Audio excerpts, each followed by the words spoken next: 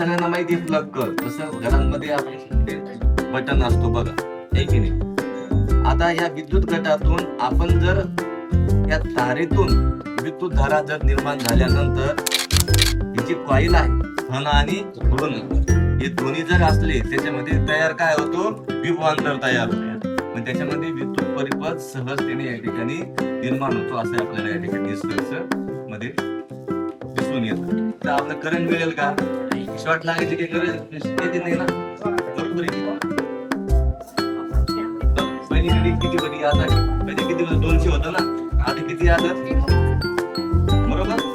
कुठून सुरुवात होते आणि विद्युत परिपथ निर्माण कशा पद्धतीने होतो आणि याची रिडिंग कशा पद्धतीने आपल्याला लिहायची आहे, ही आपण सगळ्यांनी काळजी घ्यायची. आता हे विद्युत गट आहे, हे धन आणि हे ऋण. आता आपण त्याच्यामध्ये आपल्याला कसं काय करायचं माहितीये का, आता समजा 120 आहे आणि इकडे 60 आहे, मग 120 भागिले जर 60 जर केलं तर किती येईल, भागिले किती येईल, मग 2 येईल. त्यांचे 3 आलं, तुमचं 2 आलं. आलं का लक्षात. म्हणजे प्रत्येक रिडिंग ही वेगवेगळी. मग आपण 5 रिडिंग काय घेतो, मग त्याच पद्धतीने आहे ना, कारण की डिफरंट यायला पाहिजे. प्रत्येक सारखी तोही राहणार आहे, बरोबर आहे की नाही, बरोबर आहे की नाही. हे कमी राहतं, हे वाढतं, हे जास्त प्रमाणामध्ये कमी अधिक प्रमाणात राहतं.